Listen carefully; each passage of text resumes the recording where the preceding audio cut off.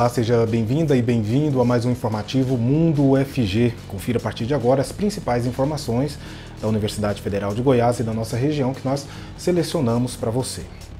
Nos últimos 14 dias, a média móvel de mortes por Covid-19 no Brasil voltou a crescer, tendo uma alta de 55%. De acordo com os dados divulgados pelo Conselho Nacional de Secretários de Saúde, no dia 18 de novembro foram registradas 756 mortes pelo novo coronavírus e a média móvel foi de 613 óbitos. Com isso, o país já ultrapassou 167 mil mortes e se aproxima de 6 milhões de casos.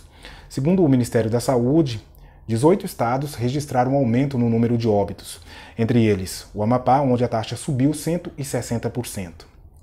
Para a microbiologista Átila Yamarino, estamos em uma segunda onda e com férias e festas de final de ano, os casos vão aumentar. E desde novembro está funcionando o primeiro hospital público veterinário do Centro-Oeste. Ele fica no setor balneário Meia Ponte, em Goiânia. O projeto foi desenvolvido com a participação de egressos do curso de veterinária e zootecnia da UFG. Além do hospital, o trabalho também ajudou a construir a política pública de bem-estar animal do município. E as vítimas de racismo e LGBTfobia passam a receber apoio jurídico e psicológico do Centro de Referência Estadual da Igualdade. O serviço foi lançado dentro da programação do Dia da Consciência Negra, realizada pela Secretaria Estadual de Desenvolvimento Social. Por conta da pandemia, os atendimentos serão online. Para ter acesso, a pessoa que precisa do suporte deve entrar em contato pelo telefone 98306-0191 ou 3201-7489 e passar por uma avaliação prévia para agendar o atendimento. O CREI já oferece esse mesmo suporte para quem sofre de violência doméstica e foi verificado que o suporte psicológico tem sido positivo e ajudado a diminuir a reincidência de casos.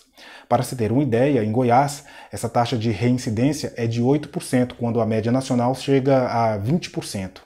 O Centro de Referência Estadual de Igualdade faz parte das políticas do governo goiano para o enfrentamento a qualquer tipo de violência. Já em nível nacional, a Secretaria Nacional de Políticas de Promoção da Igualdade Racial está sem chefe há 2 meses. Santa Teresa foi exonerada do cargo no dia 22 de setembro e até hoje não há um substituto.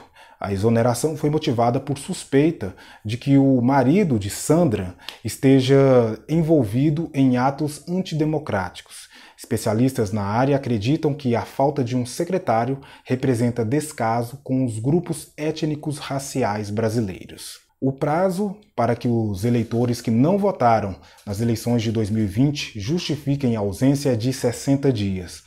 A justificativa pode ser feita online diretamente pelo aplicativo e-Título ou no site do Tribunal Superior Eleitoral. Também há a opção de preencher o requerimento de justificativa eleitoral e entregar em qualquer zona eleitoral. Para os que moram fora do país, a justificativa online é feita da mesma forma. E olha só, Marília Caetano Rodrigues, ex-aluna do curso de Ciências Sociais da UFG, recebeu o prêmio Levi-Strauss de artigo científico na modalidade recém-graduados.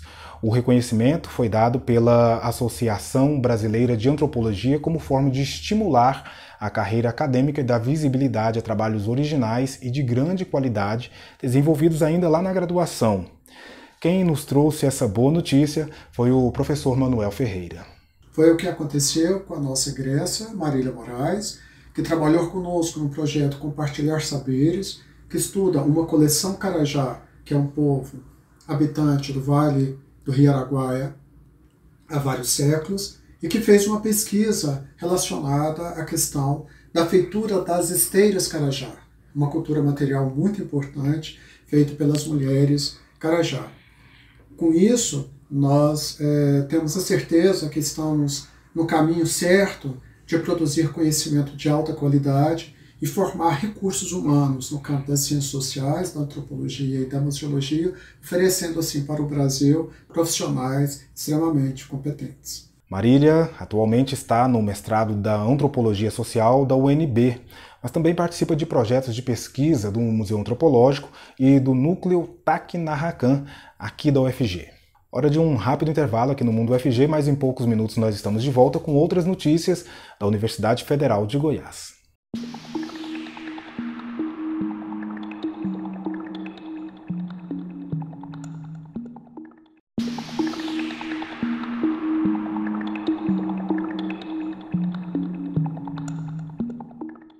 O Brasil está entre os maiores produtores mundiais de cosméticos, mas a elaboração de fórmulas usadas na nossa higiene e beleza gera uma grande quantidade de resíduos que, quando não tratados, podem trazer sérios danos ao meio ambiente e, consequentemente, ao ser humano. Uma pesquisa desenvolvida pela UFG está próxima de colocar para a indústria cosmética nacional uma solução para tratamento desses resíduos que pode ser mais eficiente, econômica e sustentável. Professora, e qual é a diferença de risco que existe, por exemplo, dessas substâncias que são descartadas com esse produto final que é consumido? Então, o problema do efluente da indústria de cosmético é o contato que a pessoa pode ter, né, com água, porque ele é descartado em mananciais, né? Uhum. O ideal seria que a gente tivesse bons tratamentos aí para descartar isso com uma qualidade melhor. E aí a pessoa que tiver contato com esse manancial, ela pode sim, né, ter algum problema de pele, ou por contato, ou por inalação, por conta dos produtos ali existentes. E um outro grande problema que a gente pode ter também é a questão dos impactos ambientais. Como são efluentes com uma carga orgânica muito grande, os mecanismos naturais, né, que a gente tem no meio não conseguem dar conta, né, de degradar essas moléculas. E aí acaba que isso pode impactar um rio, né, pode matar peixes. Vale lembrar que esses resíduos têm efeito tóxico por terem altas concentrações de elementos utilizados na produção de diferentes produtos. E como que funciona esse método que vocês desenvolveram? Então, o tratamento, ele funciona da seguinte maneira, são 2 etapas. Na primeira etapa, a gente faz um tratamento químico. A gente precisa de um material que contenha ferro, que a gente chama de catalisador. Geralmente, esses materiais eles são caros para serem produzidos, né, demandam um recurso, e a gente teve a ideia, né, a equipe do Labitar, do Laboratório de Tratamento de Águas, do IQ, né, do Instituto de Química, teve a ideia de pegar um resíduo, né, um resíduo da indústria metalúrgica, e utilizar como fonte de ferro. Então, a gente utiliza esse resíduo como fonte de ferro, que seria descartado. Ele não tem uso benéfico. A segunda etapa consiste na construção do filtro, que é um filtro também construído com resíduos agroindustriais, né, que a gente tem bastante no nosso estado. O estudo foi desenvolvido no Laboratório de Tratamento de Águas Residuárias, o Labitar, do Instituto de Química da UFG, por uma equipe formada por professores, alunos do doutorado e da iniciação científica, e também pela pesquisadora Priscila, que é aluna do mestrado. Desde a iniciação científica, Priscila já pesquisava o tratamento de efluentes de processos industriais, mas quando começou a estagiar em uma indústria de cosméticos, ela viu a possibilidade de fazer a sua própria pesquisa. Na verdade, é muito gratificante para quem tem curiosidade, tem vontade, né, de descobrir coisas novas. A ciência, de modo geral, ela é algo que brilha muitos olhos, né, de muitas pessoas. Então, na verdade, é muito bom poder trabalhar com alunos de outros níveis, como no meu caso, eu tive a oportunidade de trabalhar com um aluno de doutorado, eu tive a oportunidade de trabalhar com alunas de iniciação científica. Então, é sempre muito bom a gente poder agregar conhecimento com quem já tem conhecimento e passar esse conhecimento para quem está entrando, como no caso dos alunos de iniciação científica. Certo? Qual é a vantagem que esse método ele tem para outros que já existem? Então, na verdade, o método em si, que é o método de Photophotolike heterogêneo, ele é um método bastante atrativo, porque primeiro que a gente utiliza ferro, né? E ferro é um negócio, assim, é um metal bastante abundante na Terra. Mas eu acredito que a principal vantagem, no caso da utilização do ferro, seria essa possibilidade de reaproveitar um resíduo. E no caso do filtro, seria também o reaproveitamento dos resíduos, porque são resíduos que geralmente eles estão dispostos, né, no meio ambiente de forma inadequada. Acontece muito do pessoal simplesmente incinerar. Então, é um resíduo que tem potencial para ser aplicado em outras áreas, né? A biodiversidade do Cerrado é imensa e parte de tudo que compõe esse bioma ainda é desconhecido. Essa afirmação tem como base uma conversa que eu tive com um pesquisador da UFG que coordena o projeto Biodiversidade, Endemismo e Conservação na Reserva Particular de Desenvolvimento Sustentável Legado Verdes do Cerrado. A pesquisa está desde 2016 realizando o mapeamento dessa reserva que pertence a uma mineradora na cidade de Niquelândia, em Goiás, e já descobriu dezenas de espécies novas na região. E, professor Marcos, qual a importância dessa biodiversidade para o Cerrado? Olha, o Cerrado ele é um ambiente extremamente fragmentado. O Cerrado é um ambiente extremamente fragmentado, desde o Brasil colonial, frente a pressões antrópicas, quer por queimadas criminosas, quer por incremento de práticas agrícolas, de agropecuária e até mesmo da especulação imobiliária. Cada vez mais o Cerrado tem a sua área reduzida. Então, inventariar a biodiversidade do Cerrado é de extrema importância para que a gente possa revelar a sua riqueza setorial. A partir do momento, por exemplo, que eu estudo a biodiversidade de organismos de uma determinada região, fazendo um levantamento da riqueza desses organismos e do quanto eles são endêmicos, eu posso subsidiar a órgão público na tomada de estratégias conservacionistas, como, por exemplo, a criação de unidades de conservação. Quem participa desse mapeamento?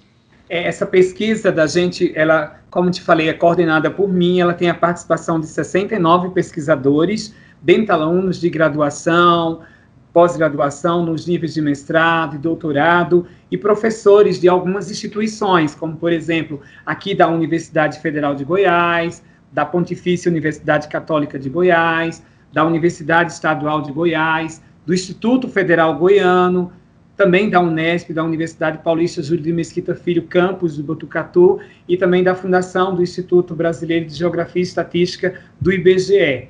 Todos esses participantes, eles visitam, né, mensalmente ou de acordo com o cronograma que eles impuseram para coletar os seus dados e para, assim, desenvolver a sua pesquisa. E como que esse mapeamento está sendo feito?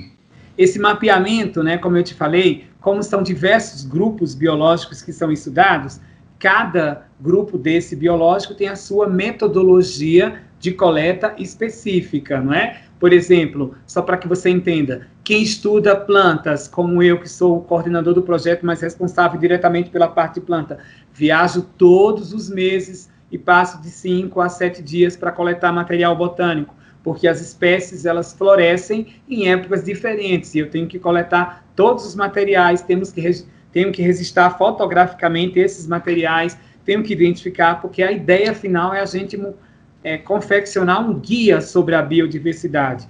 Já quem estuda anfíbio, costumeiramente vai na época das chuvas, que é a época de reprodução desse grupo, entende? Quem estuda algas, faz coleta na época da seca e na época da chuva, para verificar a influência dessa presença ou ausência de água no organismo. O professor também conta que a pesquisa já identificou espécies que eram desconhecidas por ali. Isso mostra que o conhecimento que há sobre o Cerrado ainda é muito incipiente. Há um certo conhecimento de plantas maiores, como árvores e arbustos, mas existem plantas pequenas e herbáceas que pouco se conhece. As coletas na reserva estavam paralisadas desde março em função da pandemia, mas foram retomadas agora no mês de outubro. O mês passado nós retornamos às pesquisas depois que fizemos teste para Covid. Eles nos autorizaram a voltar desde que nós fizéssemos teste para Covid, né? Que a gente sabe que a pandemia ela vinha cada vez mais crescendo com o número de óbitos exorbitante. Então, até mesmo para nos salvaguardar por a gente sair de Goiânia e ir para Niquelândia, né, um lugar que dista mais ou menos 300 quilômetros, a gente poderia contaminar-se com o vírus e contaminar eles e também eles localmente contaminar-nos. Então, de uma certa forma, as pesquisas elas foram paradas, foram intervencionadas. Nós retornamos com elas apenas em outubro. projeto conta com o apoio da mineradora, que é proprietária da reserva onde estão sendo feitas as coletas. E é essa parceria que tem permitido descobrir mais sobre a riqueza existente no bioma cerrado. Esses estudos estão se aprofundando nas 17 fitofisionomias do cerrado, nas diversas espécies que nós temos lá de fauna, e também nos estudos dos rios que nós temos, tanto no rio Traíras, que é o principal rio de Niquelândia, ele abastece toda a cidade de Niquelândia, corre mais de 80 quilômetros dentro da nossa reserva e a captação de água da cidade é dentro do nosso território. Então, os estudos que todos os mestres, doutores, os graduandos e graduados da UFG estão fazendo conosco lá vão ser material muito importante para gerar conhecimento sobre o cerrado que vai poder ser utilizado em todos os outros territórios ali no entorno de Niquelândia e de Goiás, com certeza. Desde quando o edital foi lançado, em meados de 2018, eles foram os completos financiadores. Eles financiavam 3 projetos, cada projeto tem um valor máximo de R$100 mil. Eles são os financiadores, sim, de nossa pesquisa. Perfeito. Além desse apoio logístico, de alojamento, de alimentação, de movimentação local em carros da empresa, eles custeiam todas as etapas da nossa pesquisa, o que foi conseguido a partir de um edital público. A Universidade Federal de Goiás agora tem uma sede de projetos de extensão e cultura na região sul da capital. A Vila Ambiental, no Parque Areião, abrigará o projeto UFG nos parques, com ações de saúde, nutrição, educação física, entre outros. A inauguração foi na semana passada. Dentro de uma casa de madeira, a árvore de livros indica que neste lugar o meio ambiente é o protagonista de qualquer atividade. Aqui é a Vila Ambiental do Parque Areião, que foi reinaugurada depois de passar por uma reforma que revitalizou o espaço e reconstruiu o anfiteatro, destruído em um incêndio criminoso em 2017. E aqui nesse parque nós vamos desenvolver uma atividade voltada inclusive para o turismo.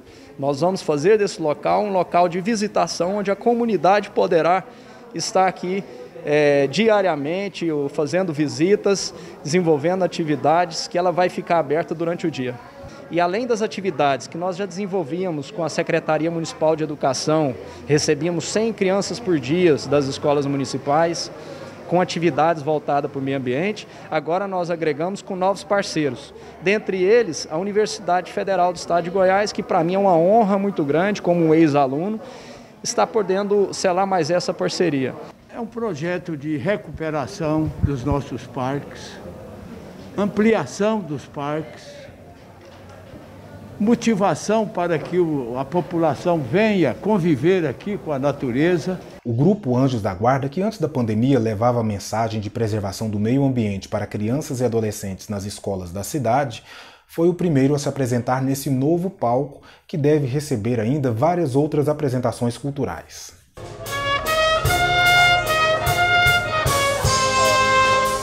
Além das ações de educação ambiental que aconteciam com alunos da rede básica de ensino da cidade, o parque também abrigará projetos de extensão da UFG. Um deles é esse aqui, ó, o Museu do Bambu. Em 2018, nós começamos mais essa parceria com a AMA, fizemos até o reconhecimento da casa que poderíamos utilizar dentro da Vila Ambiental. E de lá para cá, essa parceria veio se firmando e hoje é o grande dia de inauguração com essa bela estreia da nossa casa na Vila Ambiental com o Museu do Bambu. Aqui nesse espaço, nós chamamos de Espaço Bambu, nós temos o Museu do Bambu, com os artefatos feitos em bambu, já começamos a apresentar hoje para a sociedade, e nós pretendemos fazer cursos, seminários, oficinas. Por exemplo, a gente quer trazer aqui uma pessoa para ensinar a fazer flauta com bambu.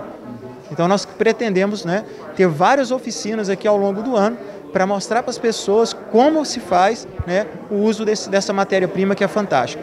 Pensando em atividades em todo o parque, teremos apresentações culturais também, atividades culturais também? Isso mesmo. Nós já temos essa experiência, mesmo antes de não ter a casa, Então nós temos a atividade no âmbito da cultura, do meio ambiente, da educação, da saúde, naquelas datas específicas. Nós temos feito várias atividades. Exemplo, o dia D contra a hipertensão e diabetes, sempre estivemos aqui com as nossas ações de extensão.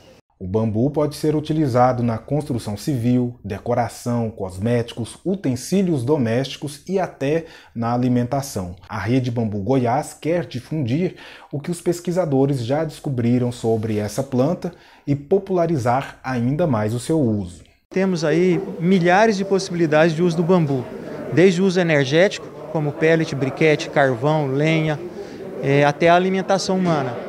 Então, aqui nesse museu nós estamos mostrando aqui, né, uma ideia do que se pode fazer com bambu. E nós esperamos que com essa iniciativa aqui desse espaço, com esse museu, nós esperamos convencer as pessoas, né, mostrar, apresentar o bambu para as pessoas e convencer as pessoas que bambu é uma alternativa interessante, né, tanto para o pequeno produtor quanto para o grande produtor. Esta não é a primeira parceria da universidade com a prefeitura. Na história de 60 anos da UFG, há diferentes projetos que levaram à sociedade goiana um pouco do que é produzido dentro do campus. Sim, são inúmeros os projetos, né, que a gente desenvolve em parceria com a prefeitura. Esse projeto UFG nos Parques envolve várias unidades acadêmicas da UFG em ações de preservação do meio ambiente, ações educativas, né? Temos a parceria também no Planetário, que está localizado numa área da prefeitura, e muitas outras ações que foram desenvolvidas ao longo de todo esse período. Nós também queremos e temos já estruturando outros parques que também terão um espaço físico à UFG, ou seja, a UFG, ela então abarca agora, ela está à frente com outras ações além dos nossos campos universitários. Isso é muito importante, né? Isso tudo é possível através de parcerias. Então a universidade, ela tem sido um braço direito da Prefeitura de Goiânia em diversas áreas da Prefeitura. Na área do meio ambiente, na área da saúde, da educação, em inúmeras áreas da gestão. Hora de mais um rápido intervalo. Em alguns minutos estamos de volta com mais Mundo UFG. Não saia daí.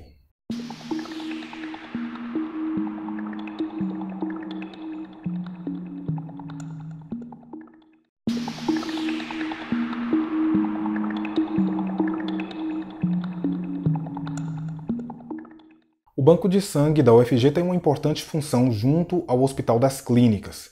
O sangue coletado serve para distintas necessidades. Para repor estoques, a unidade reforçou os protocolos de cuidados contra a Covid-19 e agora convida doadores para este ato que pode salvar vidas. No Brasil, cerca de 1,6% dos habitantes são doadores de sangue. Parece um número pequeno, mas, ainda assim, está dentro dos parâmetros da Organização Mundial de Saúde. Toda doação é bem-vinda, ainda mais porque existem 8 tipos sanguíneos. São 4 tipos, A, B, AB e O, e cada um ainda se divide em fator RH positivo e negativo. Mas há períodos em que os doadores de sangue de todos os tipos somem, deixando as geladeiras do Hemocentro assim, vazias. Desde que iniciou a pandemia, nós tivemos uma queda significativa dos estoques, né? As pessoas ficaram com muito receio em comparecimento ao banco de sangue, para as doações, justamente pela questão da aglomeração. Nós tivemos uma queda brusca inicialmente nos estoques, alguns períodos muito críticos, mas que, graças à colaboração e às campanhas que nós realizamos, nós conseguimos, porventura, muitas vezes tentar driblar, né, a situação que nos foi imposta, né? Uma bolsa de sangue como esta pode salvar até 4 vidas. Isso porque o sangue doado passa por um processo de separação de 4 hemocomponentes. Além de atender a pacientes graves que precisam de reposição sanguínea na urgência e emergência do Hospital das Clínicas, essas substâncias também ajudam pessoas com doenças crônicas ou em tratamentos de saúde. O Hospital das Clínicas é um hospital de alta complexidade, né? Ele tem cirurgia cardíaca, neurocirurgia, nós temos pacientes ambulatoriais da oncologia, onquematologia, pacientes internados. Falta de informação ou até mesmo o medo que algumas pessoas têm da agulha são questões que o Banco de Sangue do HC também supera para atrair mais doadores. Quando chega aqui, recebe um atendimento rápido, na triagem feita por profissionais, responde a algumas perguntas e tem as condições de saúde básicas verificadas. Para ser doador, é preciso ter entre 16 e 60 anos, pesar mais de 50 quilos e estar saudável e apresentar um documento oficial com foto. Depois de passar pela triagem, o doador vem para essa sala onde o sangue é coletado. Em poucos minutos, Essa bolsa aqui estará cheia de solidariedade e a possibilidade de uma boa recuperação para quem precisa. Para evitar aglomeração e garantir a segurança dos voluntários, o Banco de Sangue está atendendo também por agendamento. Estamos pedindo publicamente que retornem, e que venham a doar para que a gente possa novamente repor nossos estoques. O telefone é o 3269-8326. O doador pode marcar um horário de segunda a sexta, entre 7 e 11 da manhã ou entre 1 e 4 da tarde. Aos sábados, o atendimento acontece das 7 às 11 da manhã. Suiene, que é profissional da área de saúde, sabe o quão importante é uma bolsa como esta. Por isso, há vários anos, se tornou doadora voluntária. A gente que tem mais contato com os pacientes, assim, realmente a gente vê a real necessidade deles e que realmente eles precisam disso, e aí quando falta o sangue mesmo, aí que eu vejo que a importância da doação. Novidade para quem gosta de acompanhar os dados da gestão pública federal. O raio-x da administração pública federal permite ao cidadão baixar estatísticas e arquivos de formato aberto. Com isso, os arquivos ficam disponíveis e será possível criar gráficos e tabelas com os mesmos. A ideia é trazer informações transparentes para a população e a prestação de contas pelo Estado. REDCap. O nome tem uma pronúncia meio americanizada, mas trata-se de uma plataforma de compartilhamento de informações que leva conhecimento científico a todo o mundo. O projeto foi criado pela Universidade de Vanderbilt, do Tennessee, nos Estados Unidos, mas hoje é mantida por um consórcio de instituições de pesquisa e ensino que, além de disponibilizar a estrutura tecnológica para o funcionamento, alimenta o sistema com dados de suas pesquisas e também utiliza informações compartilhadas por pesquisadores de várias partes do mundo. A UFG passou a contar com essa ferramenta de coleta, gerenciamento e compartilhamento de dados em pesquisa, e a professora e pesquisadora Rejane Faria Ribeiro conversou comigo sobre esse assunto. E isso, em termos de impacto para a UFG, é que, à medida que nós ingressamos nesse consórcio, nós estamos sendo incluídos naquela comunidade que atua na incorporação de soluções tecnológicas para facilitar a geração e a gestão de informações de pesquisa universalmente acessíveis e relevantes.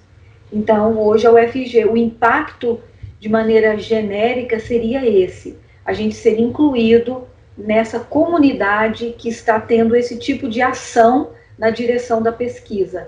E com isso, a ideia é que isso viabilize pesquisas de melhor qualidade. Bom, para se ter acesso à plataforma, a instituição precisa disponibilizar uma infraestrutura tecnológica que atenda aos pré-requisitos do sistema.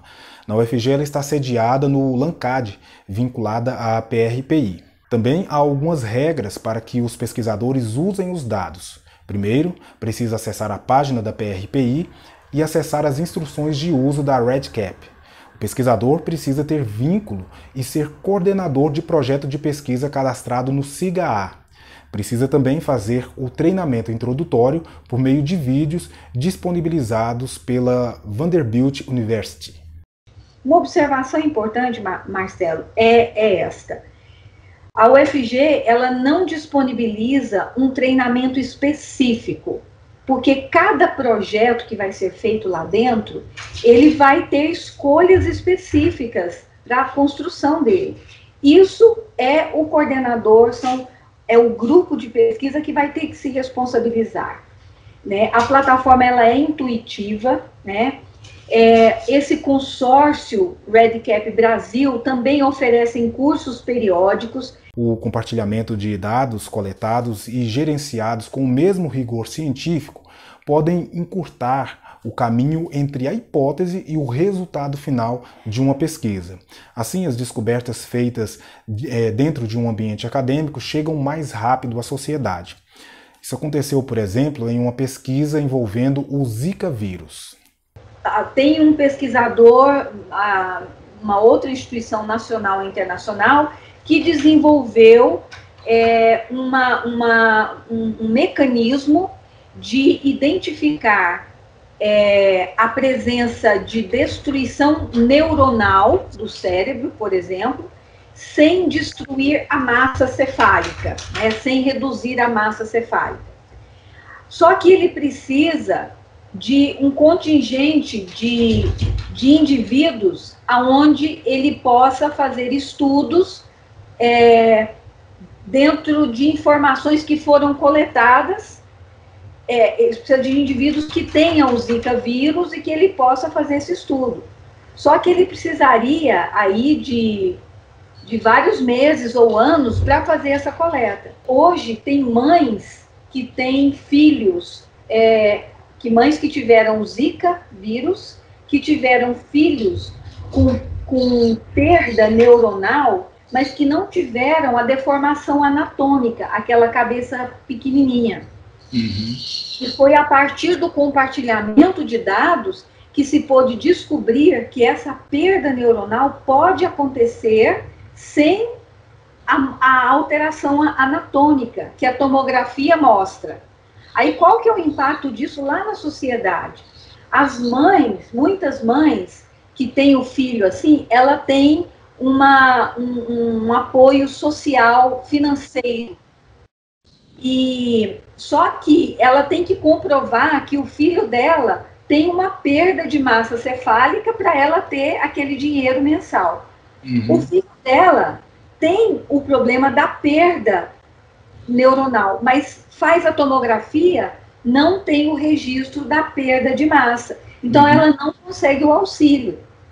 Com essa descoberta, né, um grupo importante de mães não vai precisar ficar, né, todo mês levando o filho, tendo que passar por testes de avaliação para provar que ele é um deficiente, né? Sim. Ele é uma pessoa com necessidades especiais. Então, ela foi através de uma pesquisa de compartilhamento de dados que se reduziu o tempo para que acontecesse essa descoberta. Segundo dados do Serviço Federal de Processamento de Dados, há em média 15 mil tentativas de ataques hackers no Brasil por mês.